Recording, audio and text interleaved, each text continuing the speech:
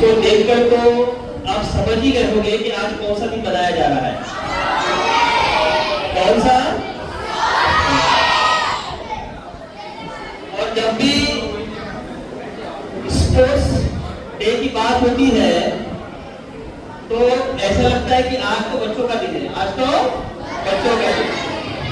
और बच्चे भी यही सोचते हैं कि चलो आज स्पोर्ट्स डे है, आज पूरा पूरा एंजॉय करेंगे।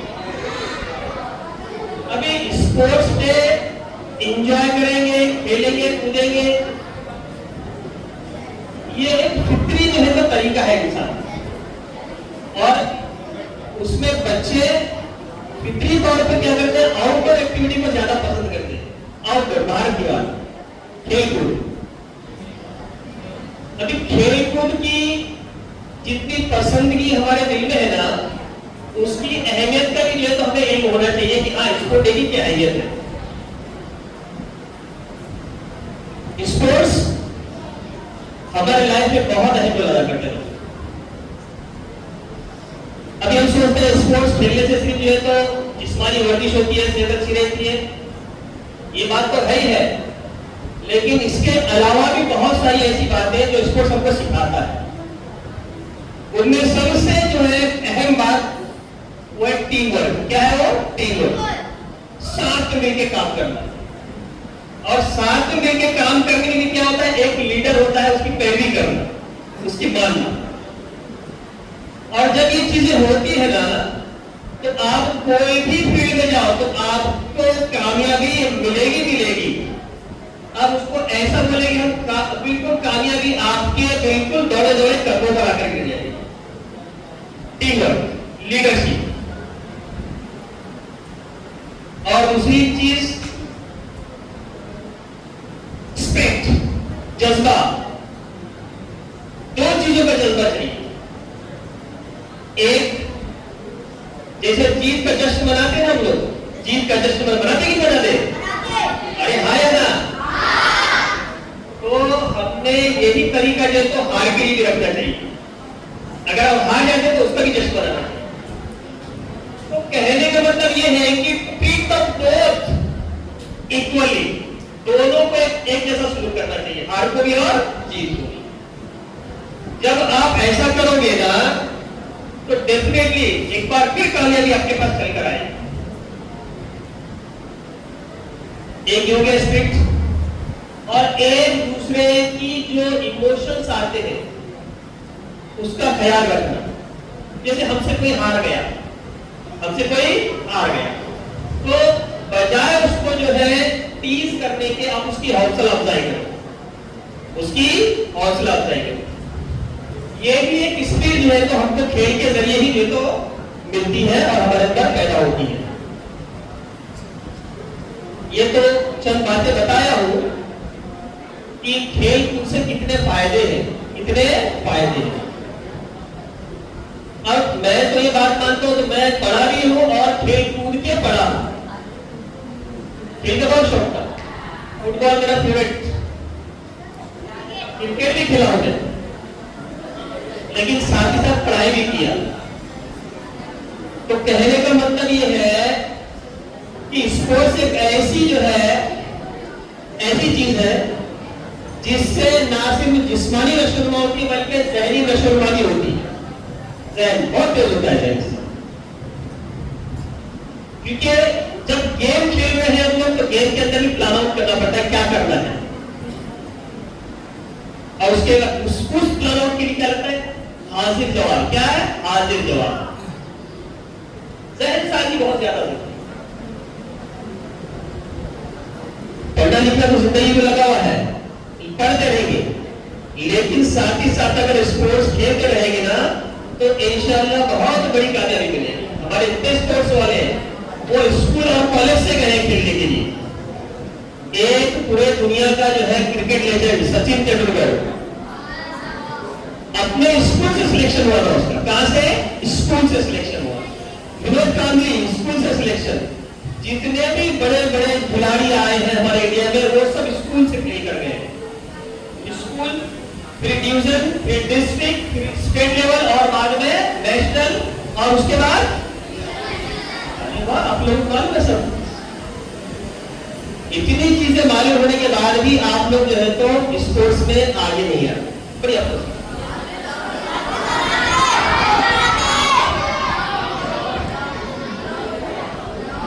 और जहां तक मैं जानता हूं कि इतना बड़ा हमारा एलवार्ड है, इनमें हमारी जो उर्दू मीडियम की स्कूल है उनमें स्पोर्ट्स बड़े पैमाने पे जोश और खरोश के साथ विद एक्साइटेड हमारे स्कूल के अलावा और कहीं नहीं होता है। कॉन्सर्ट बोर्डिंग और हर एक्टिविटी कंडक्ट की जाती है, हर एक्टिविटी। लेकिन इसके मुकाबले में दूसरे स्कूलों में देखेंगे वो इतनी एक्टिविटी नहीं कर पाते जितनी हमारे पास होती है स्पोर्ट्स पे पढ़ने की। तो स्पोर्ट्स की मैंने बहुत सारी अहमियत बताया हूं आप लोगों को और बहुत सारी चीजों से उजागर भी किया हूं कि हाँ खेल क्यों हमारी जिंदगी में अहमियत रखता है।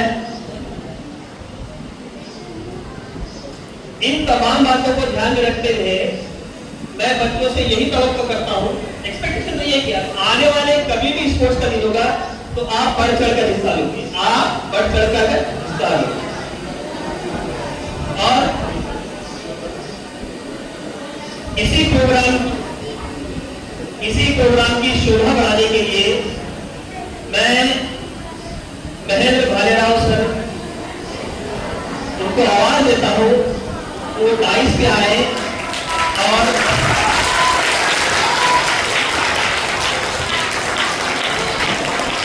इस प्रोग्राम की जिम्मेदारी में संभालें। शुक्रिया।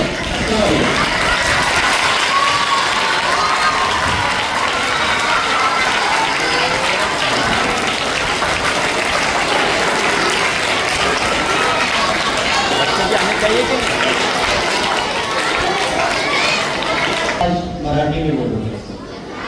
और वैसे में भी हमारे यहाँ टीचर आते हैं तो अब थोड़ा बहुत तो आप लोग को मुझे ऐसा लगता है कि समझ में आ रहा है, कुछ दो चार शब्द आप बोलने लगे तो आज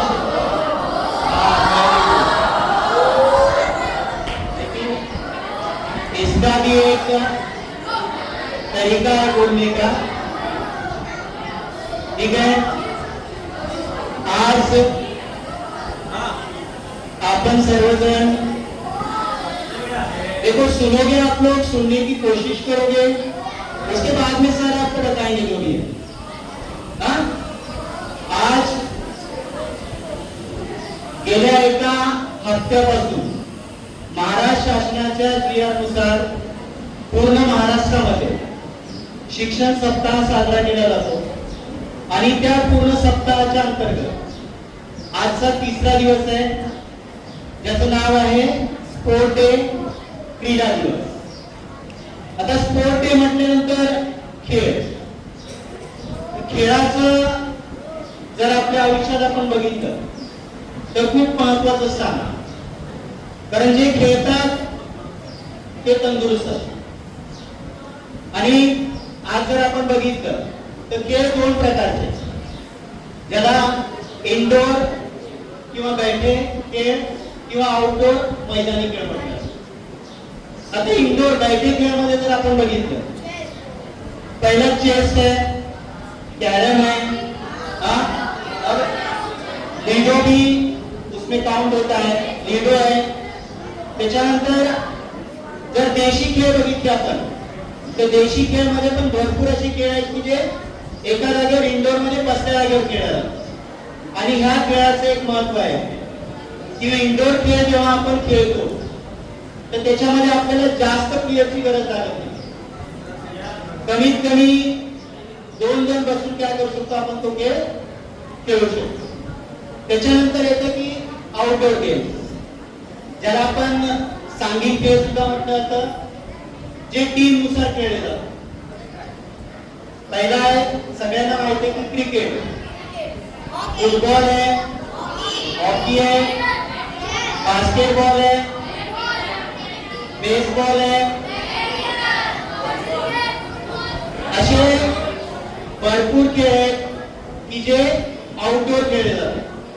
आणि आउटडोर आउटडोर खेळचा एकच फायदा असतो की हे जे खेळ असतात ते सांघिक खेळ असतात. सांघिक खेळ म्हणजे टीम खेळ असतात. दोन टीम खेळतात आणि याचा एक फायदा होतो की जर सांघिक खेळ खेळल्याने आपल्यामध्ये एक टीम भावना निर्माण होते. एक दुसऱ्याला कशी मदत करायची त्याप्रमाणे हा खेळ खेळला जातो. आणि दुसरी गोष्ट सांघिक खेळामुळे आपल्यामध्ये एक लीडरशिप निर्माण होते, कॅप्टन्सी निर्माण होते. जर तुम्ही बघितलं असेल की इंडिया आत्ताच वर्ल्ड कप जिंकली, हा तर एक प्लेयर किंवा एक खेळाडू खेळल्याने इंडिया जिंकलेली नाहीये. हा पूर्ण काय टीम वर्क आहे. आणि ह्या टीम वर्क साठी एक लीडरशिप लागते. जी लीडरशिप होती कुणाकडे? रोहित शर्माकडे.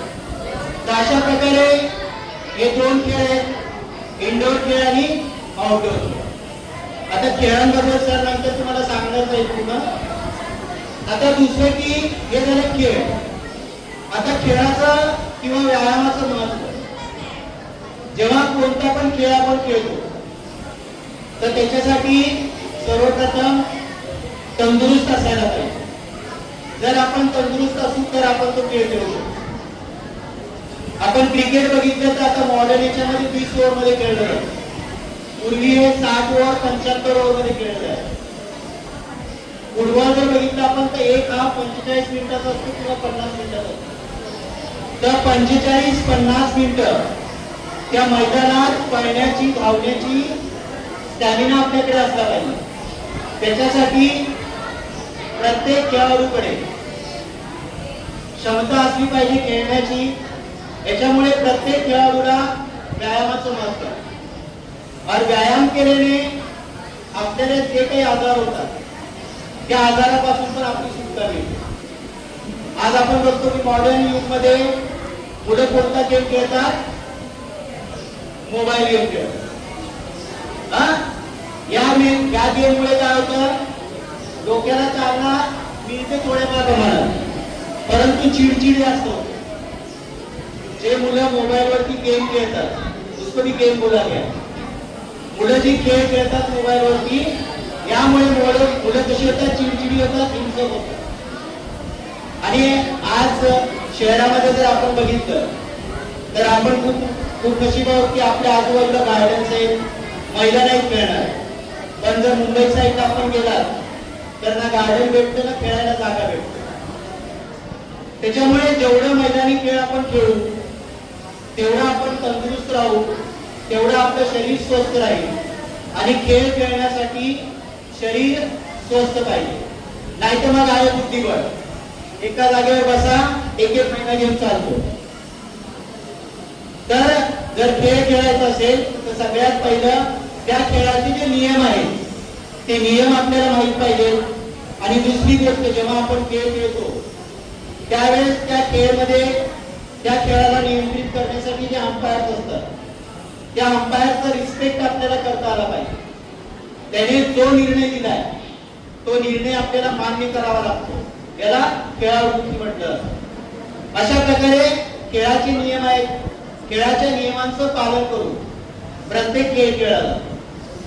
त्याचप्रमाणे जर तुम्हाला उत्तम खेळाडू बनायचं आहे, चांगला क्रीडापटू बनायचं आहे तर त्याच्याबरोबर शरीर स्वस्थ सुद्धा चांगलं असायला पाहिजे. आणि आज आपण बघतो की इंडियामध्ये कोणताही खेळ तुम्ही घ्या, फॉर एक्झाम्पल जर क्रिकेट बघितलं तर क्रिकेट सगळे जनरली बघतात. क्रिकेट बघितलं तर क्रिकेटमध्ये आज खेळणारी जेवढी मुलं आहेत, जेवढे यंगस्टर आहेत, हे सगळे गावाहून आलेले. गाव देवाचे आहे बच्चे, कारण त्यांच्याकडे तेवढा स्टॅमिना आहे. मुंबईच्या मुलांकडे किंवा शहरात राहणाऱ्या मुलांकडे तेवढा स्टॅमिना नसतो.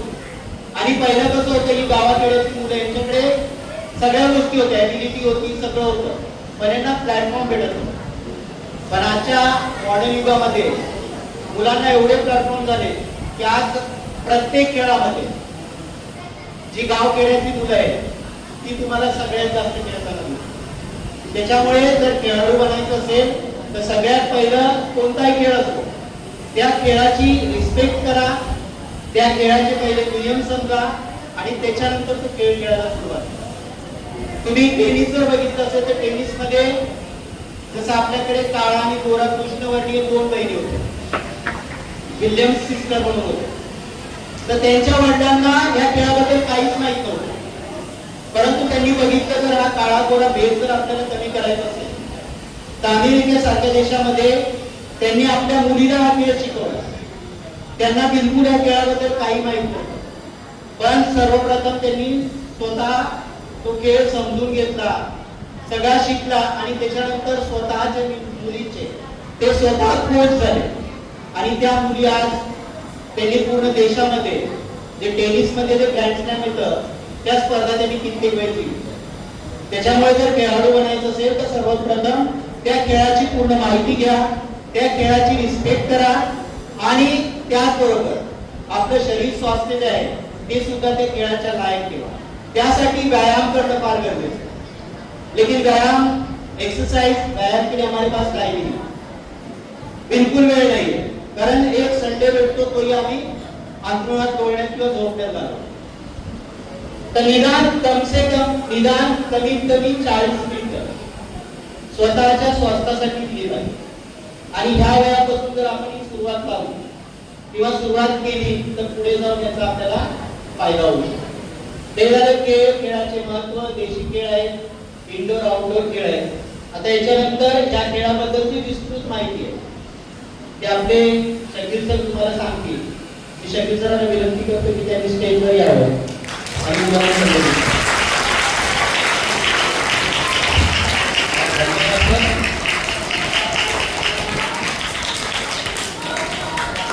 आप लोगों ने देखा होगा यहाँ पर बहुत सारा ये सामान जो है ये रखा हुआ है, बराबर है. अभी नॉर्मल जब खेल खेलते हैं बॉल मध्ये है ना, तो गेम के कितने प्रकार होते हैं. तो यहाँ पर आप देखोगे तो ये कौन सा है ना. अब ये बड़ा हाथ में भी नहीं आ रहा है, ठीक है. तो इसको मैं पूछता हूँ यहाँ पर, ये तो काफी बड़ा है, ठीक है ना. तो हमारे जहन में यही आता है क्योंकि हमने यही देखा हुआ है. और ये हाथ में भी नहीं आ रहा था और इसको 2 उंगलियों में पकड़ सकते हैं. कौन बताएगा अब ये कौन सा बॉल है? Tennis ball. टेनिस बॉल नहीं है, ये टेबल टेनिस का बॉल है, ठीक है. ये इसके बाद आपको और दिखाता हूँ मैं. अब मैं आपको दिखाता हूँ जो आपने अभी जवाब दिया था.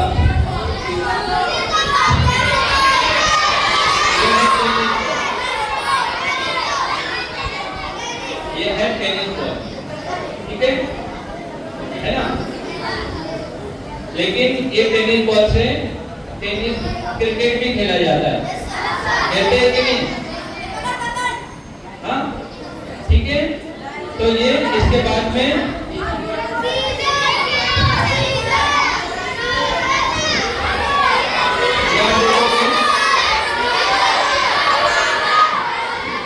क्रिकेट वाला लाल बॉल, ठीक है ना.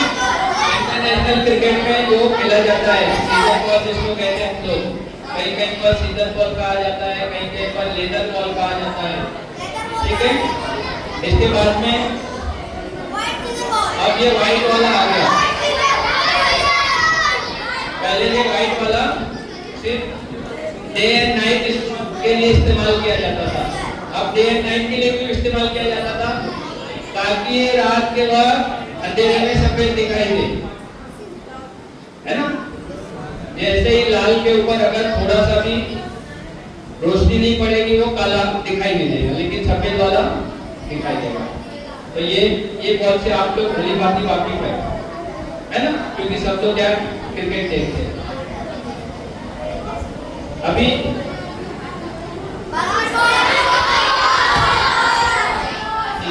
बास्केटबॉल का नॉर्मल पहले कलर यही होता था, अब इस पे डिजाइन आने लग गया, कलरफुल हो गया, है ना. तो जो बास्केटबॉल है इसके लिए आप लोग पता है कि बास्केट बना हुआ रहता है कि नहीं. और फिर वो दौड़ कर लोग जाते हैं और क्या करते हैं, हाँ बास्केट के अंदर जो है वो चले जाता है। तो ये छोटे बच्चों के लिए और बड़े बच्चों के लिए, लेकिन खेल खेलने के लिए पहले तैयारी करनी पड़ती है। डायरेक्ट मैदान में जाएंगे तो इंजरी हो जाएगी। इसके अलावा एक और ऐसा लग रहा है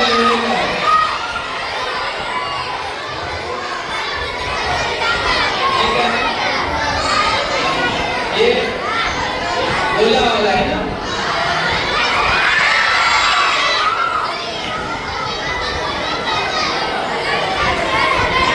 तो क्या होगा, तो आप देखोगे कि जो गोला फेंक है वो खेलते समय सामने कोई नहीं होता है, क्योंकि वो मीटर से मापा जाता है शख्स ने कितना गोला दूर फेंका। ठीक है, इसके बाद में महेश सर ने आपको बताया कि इंडोर गेम और आउटडोर गेम, मैदानी खेल है ना। और आप देखो तो हमारा राष्ट्रीय खेल क्या है?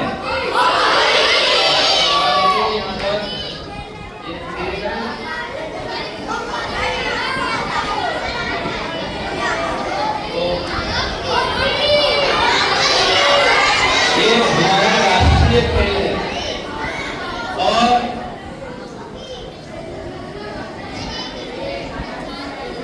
हॉकी का जादूगर किसे कहा जाता है, पता है किसी को? हॉकी का जादूगर। और ये सब खेल जो खेले जाते हैं पुराने समय में, इन खेलों को सेहतमंद रहने के लिए कसरत के रूप में इस तरह से खेला जाता था। और पुरानी एक कहावत है कि, पुरानी कहावत है, नई वाली मैं बाद में बताऊंगा आपको। पुरानी वाली कहावत है कि खेलोगे कूदोगे होगे खराब। तो ये 30 साल पहले की कहावत थी, कब थी? 30 साल पहले। अभी वो कहावत बदल गई। अभी क्या है? खेलोगे कूदोगे बनोगे नवाब। अब मैं 2 नवाबों के बारे में बताता हूँ आपको, जो खेल कूद कर 2 नवाबों में, एक युवराज सिंह 6 बॉल पे 6 छक्के, है ना। और दूसरा नवाब कौन है?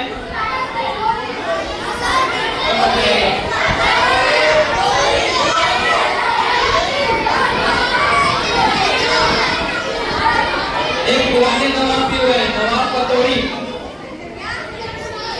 है ना। नवाब पतौड़ी, कितने लोग नवाब पतौड़ी को जानते हैं? नाम सुना है? अच्छा जानिए, सैफ अली खान का नाम सुना है? तो उनके जो वालिद थे वो नवाब पतौड़ी, वो क्रिकेट खेला करते थे। और सैफ अली खान जो फिल्मों में काम करता है। अब इन सब चीजों का घूम फिर के आता है कि आपकी जो पढ़ाई है उसका आखिरी मकसद होता है पैसा कमाना, है ना। पढ़ाई का आखिरी मकसद क्या होता है? पैसा कमाना। ऐसा हमारे देश में ऐसा कुछ भी नहीं है, क्योंकि जितने लोग यहाँ सामने बैठे हुए हैं, स्पेशली लड़कियां, पढ़ाई करने के बाद में आपका मकसद पैसा कमाना है क्या? इल्म हासिल करना, है ना। लेकिन इल्म हासिल करने के साथ साथ अगर पैसा भी आ जाए तो और अच्छा है कि नहीं। तो खेल एक ऐसी तालीम है जिसको खेल खेल में पैसा मिलता है। अब कितना मिलता है? तो समझो आपको, अगर आप लोगों को महीने का 1 लाख रुपया कमाना है तो कितनी पढ़ाई करनी पड़ेगी? आपको 10वीं पास करना पड़ेगा, फिर 12वीं पास करना पड़ेगा, फिर ग्रेजुएशन करना पड़ेगा, फिर प्रोफेशनल कोर्स करने पड़ेंगे। प्रोफेशनल कोर्स करने के बाद में आपको नौकरी मिलेगी कि नहीं मिलेगी, कोई गारंटी नहीं है ना। लेकिन अगर पढ़ाई के साथ साथ अगर आप खेल में भी पार्टिसिपेट करते हैं तो खेल में इतना पैसा है जितना नौकरी में नहीं है। लेकिन अब कितना है तो मैं बताता हूं आपको कितना है। आप लोगों ने सचिन तेंदुलकर के बारे में सुना है? अभी वो क्रिकेट खेलता है क्या? नहीं खेलता है। फिर भी आज इसकी सालाना इनकम एक साल में कितना पैसा कमाता होगा?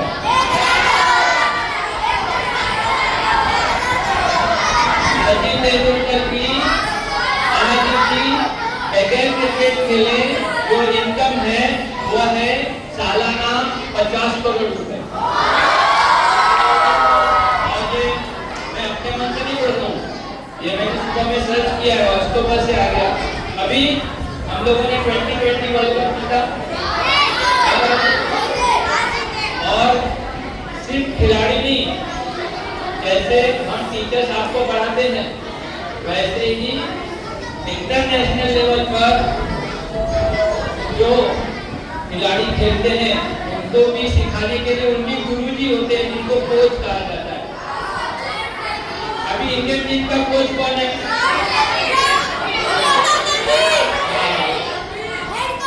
बराबर है ना, हेड कोच कौन है? आपको पता है सिर्फ खिलाड़ियों को खिलाने के लिए, सिखाने के लिए, उनको टेक्निक बताने के लिए कितना पैसा मिलता होगा?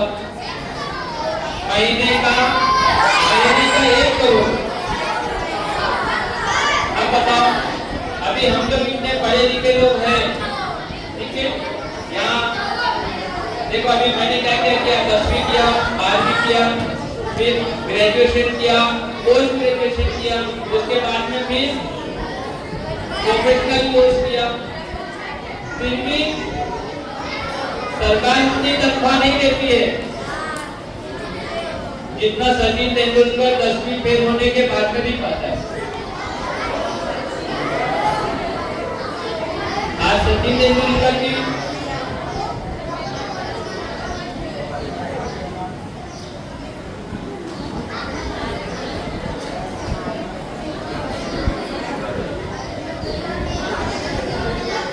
तरह से सिर्फ मैं बार-बार सचिन तेंदुलकर का नाम ले रहा हूँ, लेकिन तो वुमेन्स क्रिकेट में भी जो है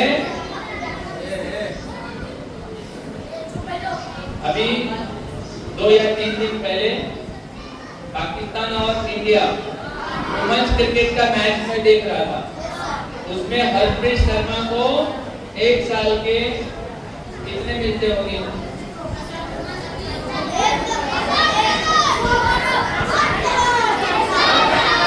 अंदाजा नहीं लगाओ, मैं बताता हूँ आपको कितने मिलते हैं।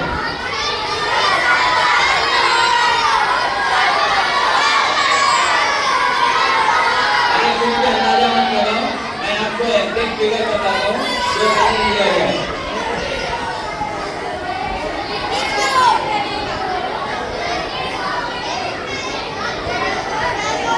तो 7 करोड़ रुपए साल में, कितने? 7 करोड़। और पढ़ाई करने के बाद मैं ये नहीं कर रहा हूँ कि आप पढ़ाई मत करो, नहीं तो आप बोलोगे सिर्फ खेलते रहना है। एक मकाम पे जब आप पहुंच जाओगे पढ़ाई के साथ साथ आपको खेल भी करने देना है, क्योंकि सारे लोग वहां तक नहीं पहुंच पाते, लेकिन जो पहुंच जाते हैं, क्योंकि हर जगह पर आपको मेहनत करनी पड़ेगी अगर पढ़ाई करनी तो लड़की होते हुए भी 7 करोड़ रुपए साल के मिलते हैं। अभी मैं ये सिर्फ आपको जो ये आंकड़े हैं ये सिर्फ मैं बता रहा हूँ क्रिकेट के। अब क्रिकेट ही एक खेल है क्या? नहीं, बहुत सारे खेल हैं। जैसे कबड्डी में अभी जैसे ये प्रो कबड्डी चालू हो जाता है ना? अभी प्रो कबड्डी में किसकी टीम है? आपने देखा होगा उसमें प्रो कबड्डी जैसे आईपीएल खेला जाता है ना, आईपीएल में एक एक जन की टीम है ना, जैसे केकेआर है, केकेआर किसकी टीम है? शाहरुख खान की, है कि नहीं? वैसे ही अमिताभ बच्चन की एक टीम है जो कबड्डी की स्पॉन्सर है। अब कबड्डी में एक प्लेयर को नॉर्मल कितना मिलता होगा मैं बताता हूँ आपको। यहाँ पे जो दिया हुआ है 30 लाख रुपए से लेके 1 करोड़ रुपए, ठीक है। इसी तरह से कबड्डी को भी आगे बढ़ते हैं। अभी आप देखोगे आज कितनी तारीख है? 2 दिन के बाद में शुरू होने वाले ओलंपिक्स, और ओलंपिक्स में हमारे पास में पिछली बार का गोल्ड मेडलिस्ट कौन है? नीरज चोपड़ा। अब नीरज चोपड़ा की जो सालाना इनकम कितनी होगी? तकरीबन 11 करोड़ रुपए, यानी महीने की 1 करोड़ रुपए। अगर हम सिर्फ पैसा हासिल करने के लिए या कमाई करने के लिए भी खेलेंगे तो पढ़ाई से ज्यादा किसमें इनकम है?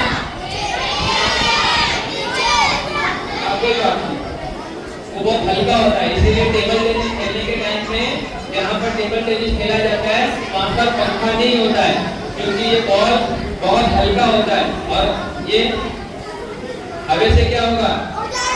इधर हवा चलेगी उधर भाग जाएगा, है ना? ऐसा सिर्फ टेबल टेनिस में होता है, ऐसा नहीं है।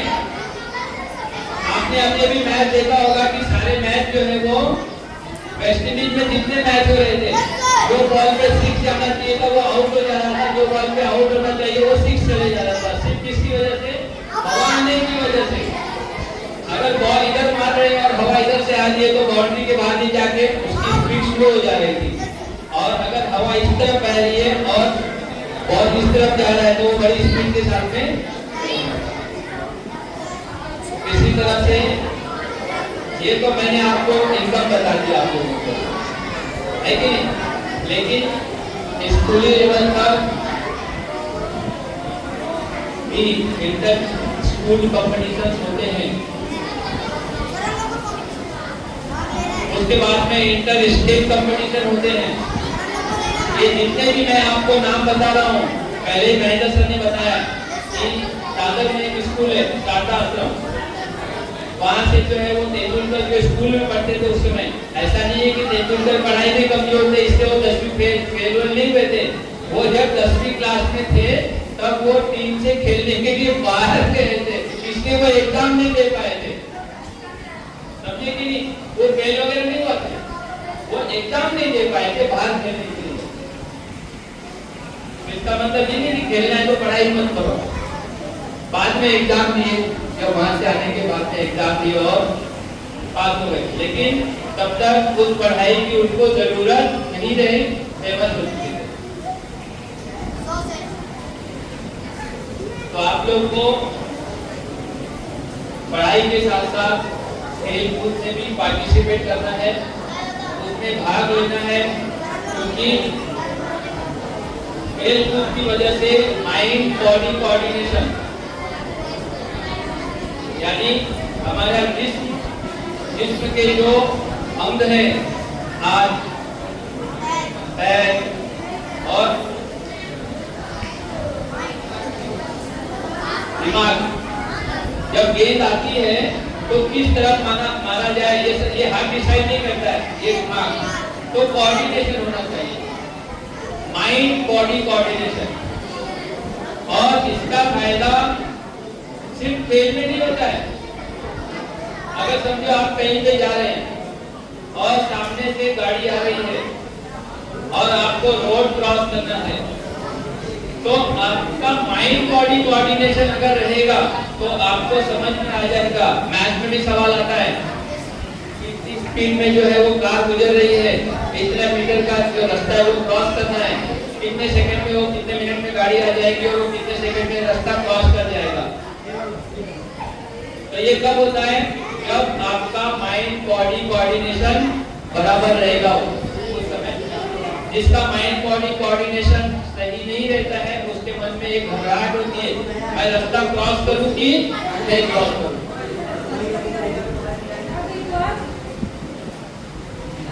है ना।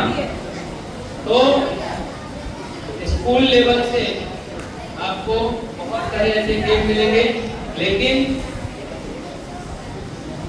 टीम गेम में हमारे वहां पे प्लेयर्स नहीं मिल पाते। उसकी वजह क्या है? हमारे अंदर आपस में तालमेल नहीं है, तालमेल नहीं है या तालमेल की कमी है, एक दूसरे के साथ में कोऑर्डिनेशन नहीं है। इसलिए जब हम खेल खेलते हैं उस समय एक दूसरे का कोऑर्डिनेशन होना बहुत जरूरी है, क्योंकि फुटबॉल में अगर एक ही शख्स सोचेगा कि मैं मिडल लाइन से लेके और गोल के अंदर तक अकेले ही जाऊं, तो अपोजिट टीम वाले उसको पैर मार के गिरा उड़ा देते हैं। तो इसीलिए वो क्या करते हैं, एक दूसरे को पास करते हुए बॉल देकर जाते हैं ताकि अपोजिट टीम वाला उससे ना ले पाए। इसी तरह से हॉकी में भी अगर कोई भी खिलाड़ी ये सोचे कि मैं अकेले ही सेंटर लाइन से गोल तक खुद ही अकेले लेकर जाऊं, तो नहीं जाएंगे, क्योंकि अपोजिट टीम में भी तो खिलाड़ी खेल रहे होते हैं कि नहीं। वो क्या करते हैं, उसे बॉल खेल लेते हैं। और यहीं पर जब आप इंडिविजुअल खेलते हैं तो सिर्फ अपने लिए खेलते हैं, और जब टीम गेम खेलते हैं तो टीम के लिए खेलते हैं। तो टीम की भावना होना बहुत जरूरी है, क्योंकि एक प्लेयर टीम में अगर एक प्लेयर भी कमजोर रहेगा तो टीम क्या होगी, हार जाएगी। 10 प्लेयर बहुत अच्छा खेल रहे और गोलकीपर कमजोर है, तो बार बार गोल अपोजिट वाला गोल मारते रहेगा, है कि नहीं। इसी तरह से क्रिकेट में भी आप देखोगे, अगर बैट्समैन ने बहुत सारा रन बना लिया, कभी कभी 2020 में 220 224 भी बन जाते हैं, क्योंकि बॉलर ने बॉलिंग अलग नहीं की, क्योंकि वहां पर भी बैटिंग करने वाला अलग बंदा है और बॉलिंग करने वाला अलग। तो टीम गेम में सबसे बड़ी चीज है कि ईगो नहीं आना चाहिए। आई एम द बेस्ट, मैं 200 रन बना दूंगा, तो तू 200 रन बना लेगा और बैट्समैन वहां पे 225 रन, बॉलर जो है वो 225 रन दे देगा, तो तुम्हारी मेहनत बेकार चली जाएगी। तो इसी तरह से जिंदगी में भी अगर कामयाबी हासिल करना है तो जिस माशरे में हम रहते हैं उस माशरे के साथ में तालमेल बिठाकर रखना बहुत जरूरी है। जैसे समझो पड़ोसी के घर में आग लगी तो पड़ोसी का घर जलेगा और थोड़े समय के बाद में हमारा भी घर जलेगा। ऐसे समय में क्या करना पड़ेगा, पड़ोसी के घर की आग बुझाने में हमें मदद करनी पड़ेगी ताकि हमारा घर नहीं जले। हमारा घर कब बचेगा, जब हम उसका घर जलने से बचाएंगे। तो कोऑर्डिनेशन, तालमेल होना बहुत जरूरी है। जैसे आप लोग कभी कभी सीढ़ियों से उतरते ना तो एक दूसरे को धक्का मारते हैं, तो अगर ऊपर वाला बाईचांस धक्का मारने के बाद में नीचे वाले के ऊपर गिर गया तो सब गिर जाएंगे एक के ऊपर एक। होगा कि नहीं होगा? तो ये सब चीजें हम लोग को बताने के लिए, क्योंकि पढ़ाई भी करनी है ना, पढ़ाई करनी भी नहीं करनी, इसके साथ साथ पढ़ाई के साथ साथ ये चीजें करनी। सिर्फ ऐसा नहीं है कि हम किसी का एग्जाम्पल ले लेंगे और उसके जैसी सलाहियतें भी हमारे अंदर होनी चाहिए, तभी हम उसके जैसे बन पाएंगे। लेकिन एक जैसी चीजें हर इंसान के अंदर नहीं होती है, ना तो खूबियां और ना तो खामियां। जरूरी नहीं कि अगर मेरे अंदर कोई खामी है तो सब जितने लोग आप बैठे हुए हैं ये सबके अंदर वही खामी हो, और या मेरे अंदर जो खूबी है वो सब लोगों के अंदर हो। क्योंकि कुछ जो खूबी है वो मेरे लिए तो खूबी हो सकती है, आपके लिए खामी हो सकती है, ठीक है ना। तो जैसे समझो छोटी साइकिल है और मेरे पैर तो बड़े हैं, अब मैं छोटी साइकिल पे अगर बैठ कर चलाऊंगा क्या होगा, मेरे लिए तो खामी हो गई। क्योंकि मैं छोटी साइकिल नहीं चला सकता हूँ। लेकिन आपके लिए वो क्या है, खूबी है, आपके साइज की साइकिल है, बड़ा फास्ट चलाएंगे। और सेम साइकिल अगर हम दोनों लोग चलाएंगे तो आपसे ताकत में, आपसे हाइट में, आपसे वजन में सब होने के बाद में भी ये सब मेरे लिए खामियां हैं, क्योंकि मैं वो साइकिल पे बैठ तो जाऊंगा लेकिन उतनी स्पीड से नहीं चला पाऊंगा जितनी स्पीड से आप चला के भाग जाओगे, है कि नहीं? जैसे सपोज एक दिन हफीज सर नहीं आए और उनकी जगह पे मैं आपको ज्योमेट्री पढ़ा रहा हूँ, वो गड़बड़ हो जाएगी, क्योंकि मैं हिंदी अच्छा पढ़ा सकता हूँ, है कि नहीं? और एक दिन मैं नहीं आया और परवीन टीचर मेरी क्लास लेने के लिए आगे 10th को हिंदी पढ़ा रहे, क्या होगा फिर? होगा, पढ़ा ले जाएंगे, लेकिन जो लेवल स्टैंडर्ड चाहिए वो वहां तक नहीं पहुंच पाएंगे। इसलिए हम लोगों को जिस्मानी रूप से, ज़हनी रूप से अपनी अपनी खूबियां, अपनी अपनी खामियां पहचानना आना चाहिए, ताकि हम अपनी खामियों को समय रहते दूर कर सकें और समय रहते अपनी खूबियों का सही जगह पर इस्तेमाल कर सकें। सही जगह पर मैं इसलिए कह रहा हूं कि अपनी खूबियों का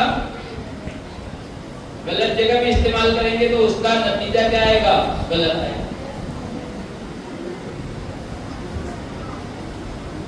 अभी आप जितने भी देखोगे, अभी यहाँ पर ज्यादा क्या है, गर्ल्स की संख्या ज्यादा है ना?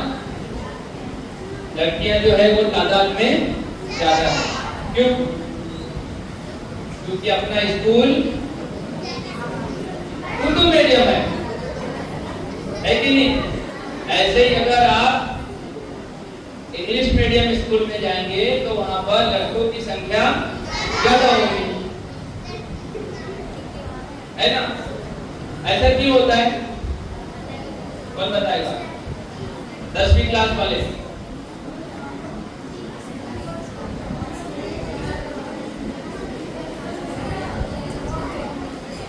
नौवीं क्लास वाले।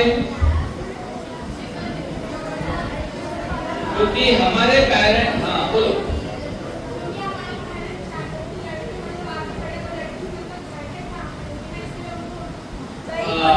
ये एक बढ़िया सा जवाब आया है। आप जो भी लोग ये आज वाला जो मैं कह रहा हूँ, अगर पेरेंट्स देख रहे होंगे या सुन रहे होंगे तो आप ही लोगों में से कोई बच्ची है 9वीं क्लास में और उसने कहा कि पेरेंट्स हमारे ये चाहते हैं कि लड़के आगे बढ़े पढ़ लिख कर, है ना, और लड़कियां पढ़ लिख कर घर का काम करें।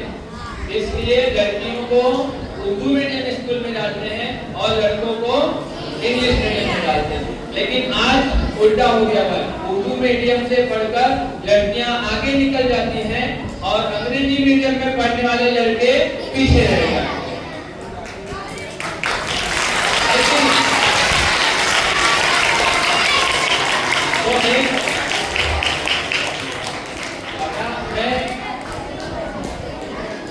वो तमाम पेरेंट्स, जहां तक मेरी आवाज पहुंचेगी, मैं इतना ही कहूंगा आप लोगों से कि जिस तरह से इस बच्ची की शिकायत है, आगे से आप लोग ऐसे शिकायत का मौका ना दें, लड़कों में और लड़कियों में भेदभाव ना करें।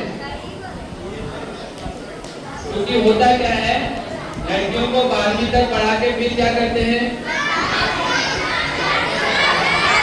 क्या करना पड़ता है? आ जाओ आ जाओ आ जाओ, जल्दी आ जल्दी आ जाओ इधर आ जाओ। लड़कियां कितनी भी पढ़ने में स्कॉलर हो, 12वीं के बाद में घर वाले क्या काम कराते हैं? आप तो देख रहे ये बच्ची है और 12वीं तक पढ़ने के बाद में बहुत होशियार बच्ची है, लेकिन इसको लगता है कि 12वीं तक पढ़ने के बाद में मेरे घर वाले आगे पढ़ाई नहीं कराएंगे और मुझसे सिर्फ झाड़ू पोछा और बर्तन साफ कराएंगे। ऐसा लगता है आपको? हाँ? अभी तो आपको बोला। अच्छा, आपको बोलते हैं तो ये झाड़ू बर्तन वाला आपके दिमाग में क्या आता है? अच्छा, बाजू वाले लोग हैं, ठीक है, वेरी गुड। चलो, इनके पेरेंट्स जो है वो थोड़े से, मतलब यहाँ पर मैं ये बताना चाह रहा था आप लोगों को कि बच्चे जो है वो उनका ऑब्जर्वेशन है कि मेरे पेरेंट्स अच्छे हैं, लेकिन आजू बाजू में वो देखते हैं कि आजू बाजू में जो वालिदैन रहते हैं वो अपने बच्चों को, स्पेशल लड़कियों को जो है 12वीं के बाद में आगे पढ़ाई नहीं कराते और घर का झाड़ू बर्तन करना पड़ता है। तो फिर से जो पेरेंट्स देख और सुन रहे होंगे उनसे ये मेरी गुजारिश है कि आप 12वीं के बाद में भी इन बच्चियों को आगे बढ़ाए, कम से कम ग्रेजुएशन करने दीजिए, है कि नहीं? है ना? यस? कितने लोग 12वीं के बाद में पढ़ेंगे? देखो 100% गर्ल्स के हाथ जो है वो ऊपर है।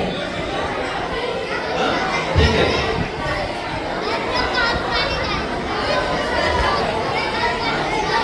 तो अभी जुलाई का महीना चल रहा है, अगस्त महीने से इंटर स्कूल कंपटीशन चालू हो जाएंगे, ठीक है?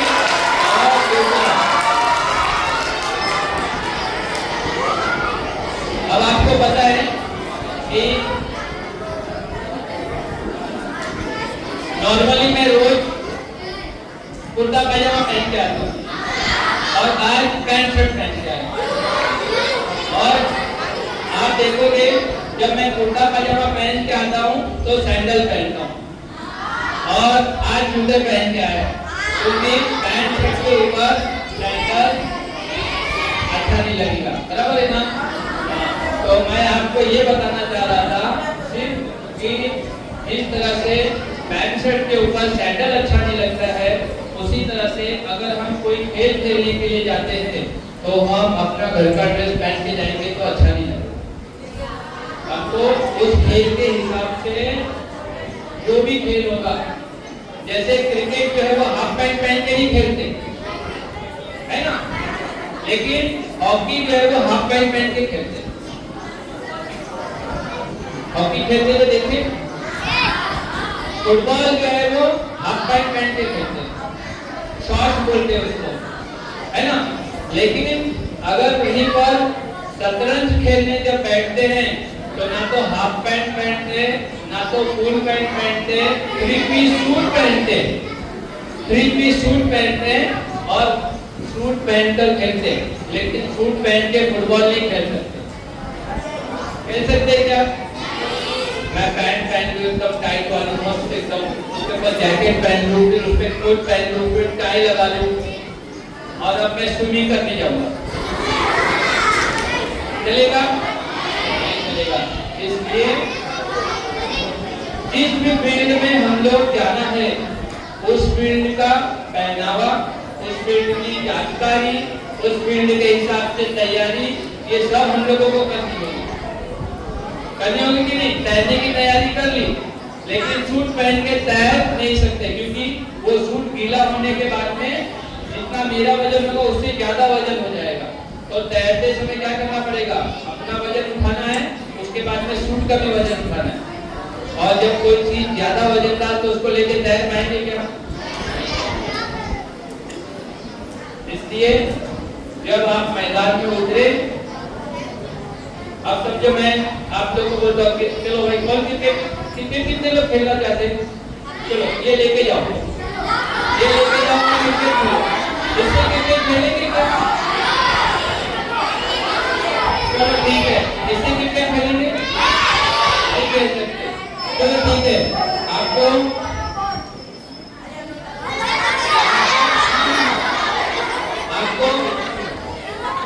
बैट तो मैं ये वाला दूंगा, ठीक है? बैट मैं ये वाला दे देता हूँ, ठीक है? और बॉल ये वाला देता हूँ।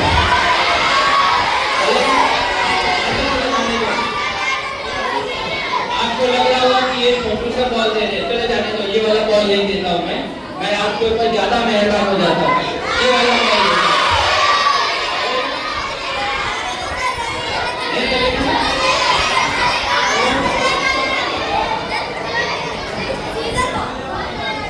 ये वाला दे दूंगा,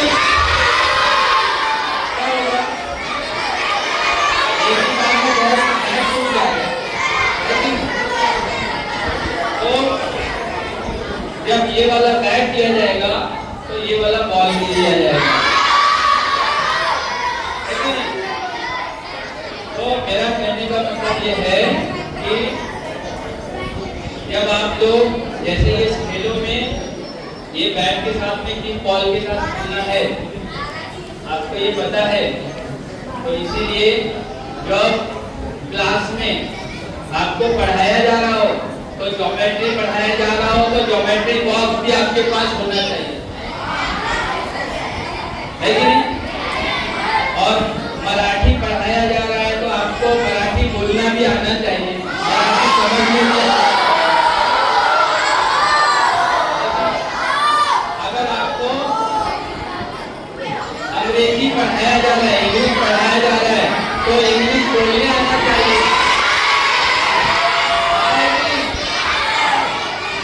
और अगर स्पेशली 9th और 10th वाले बच्चे अगर आपको उर्दू नगमा निगारों को आप पढ़ रहे हैं तो उर्दू में आपको शेरो शायरी करने आनी चाहिए, आपको उर्दू में गजल लिखना आना चाहिए। अगर हिंदी में पढ़ाई कर रहे हैं तो हिंदी में भाषण देने आना चाहिए, हिंदी में कविता लिखने आना चाहिए, हिंदी में दोहे पढ़ना आना चाहिए। आना चाहिए कि नहीं? आना चाहिए ना? तो ठीक है, तो अभी आज जो है आप लोग यहाँ देखोगे स्पोर्ट्स डे, ठीक है? तो मैं यहीं पर रुक जाऊंगा और आप लोग को क्लास के अंदर जाने के बाद में एक स्पोर्ट्स वाली लड़कियों की अच्छी वाली मूवी दिखाते हैं आपको।